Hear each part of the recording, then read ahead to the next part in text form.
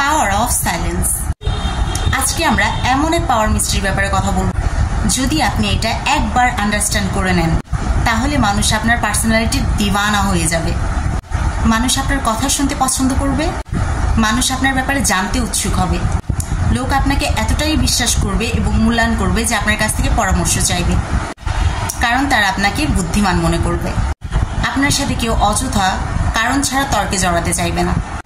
খেয়াল করে দেখবেন, যারা খুব বেশি কথা বলে তাদেরকে মানুষ মূল্যায়ন করতে চায় না, ভ্যালু দিতে চায় না, ইনফ্যাক্ট তাদের কথা কেউ শুনতেও চায় না, কারণ বোকা মানুষরাই খুব বেশি কথা বলে।